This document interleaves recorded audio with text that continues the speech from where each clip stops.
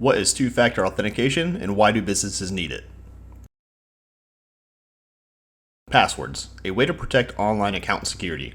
Although still used and needed, using only passwords has become a thing of the past and not secure enough in today's world. We are on our phones and laptops all the time. Criminals know this and are actively looking to steal your information. Cybercrimes against governments, companies, and individuals are growing more common. Major websites losing personal user data has been a headline that has been in the news in the recent years. This is usually due to outdated security systems and can be caused by something as simple as user error.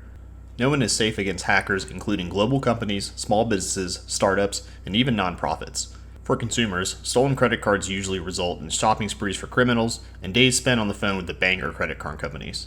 Loss of money and lower credit scores are two examples of the many negative effects on individuals who have been victims of cybercrimes.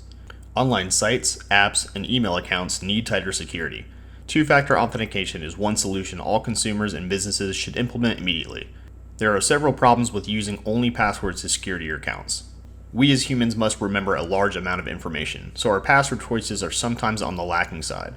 People often use simple words and phrases such as consecutive number sequences or common words as their passwords or included in their passwords. Most hackers know this, so passwords have become increasingly easy to guess over time. Users have many accounts, and as the number of accounts grow, users often repeat passwords for ease of use. This will allow hackers to get into multiple accounts, not just one. Two-factor authentication, or 2FA, is an extra layer of security. The user enters a username and password, then something else to gain access to an account. There are three categories of 2FA. Something you know. This could be a personal identification number, a password, or an answer to a secret question. Something you have. Typically, a user would have something in their possession, like a smartphone with an app or a small hardware token. Something you are, which might include biometric pattern of fingerprint, an iris scan, or a voice print. With 2FA's added security, even if a username and password is compromised, it makes it less likely that the hacker will be able to access the desired account.